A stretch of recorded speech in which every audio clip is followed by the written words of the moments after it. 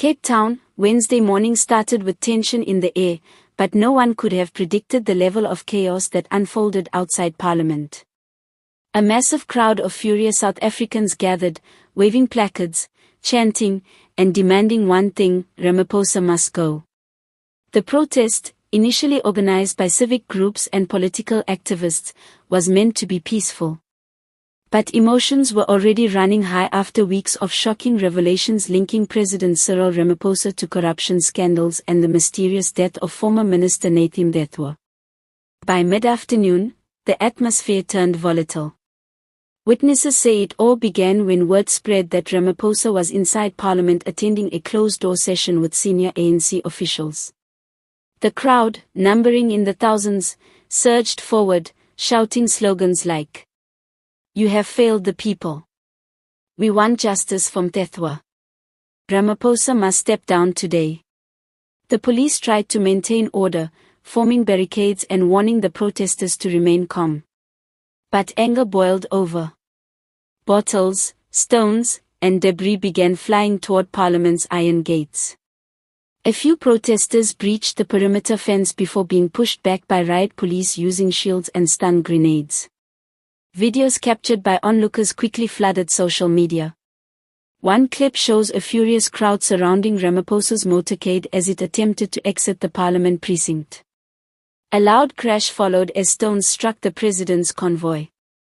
Security officers scrambled to get him to safety, with one presidential guard reportedly injured during the scuffle. Inside Parliament, chaos mirrored the scenes outside.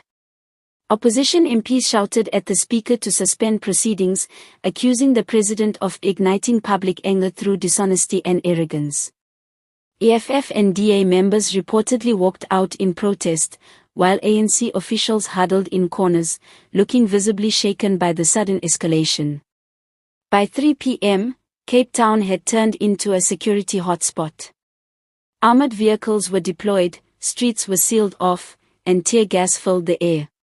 Residents nearby locked their doors as crowds continued to chant and wave signs reading "Enough is enough," "No more lies," and "Ramaphosa must go." Journalists on the scene described a nation at breaking point. Years of economic hardship, unemployment, electricity crises, and corruption scandals have created a wave of frustration unlike anything seen in decades. One protester, a mother of 3 from Khayelitsha, told reporters, "We can't eat promises. We can't live on hope anymore. This government has turned its back on the poor. Ramaphosa doesn't care about us, he only protects his friends." Another protester, a young student from the University of Cape Town, added, "We were patient for too long. We believed in change, but all we got was more suffering." The truth about Nathan Thethwa's death was the final straw. People are done staying silent. As night fell, the standoff between police and protesters continued. Fires burned near the Parliament steps, and several people were treated for injuries from rubber bullets and tear gas. Authorities confirmed multiple arrests, but refused to disclose how many people were detained. Political analysts have warned that this protest could mark a turning point in South African politics. Dr. Lindayo Makona, a political commentator, said, "What we're seeing is not just anger at one man, it's the boiling frustration of a people who feel betrayed by the entire system. If the president doesn't act fast to calm this storm, the calls for his resignation could spread across the country." In the hours following the violence, the presidency released a brief statement condemning the attacks and urging calm. But many South Africans viewed it as tone-deaf. Critics say Ramaphosa's silence in addressing the public directly only fuels speculation that he is losing control. Meanwhile, opposition leaders are seizing the moment. Julius Malema of the EFF called the protest "the voice of the nation," demanding that Parliament convene an emergency session to deliberate on Ramaphosa's immediate removal. DA leader John Steenhuisen echoed the sentiment, saying, "This is what happens when a government stops listening to its people." By midnight, the Parliament precinct was under heavy police guard.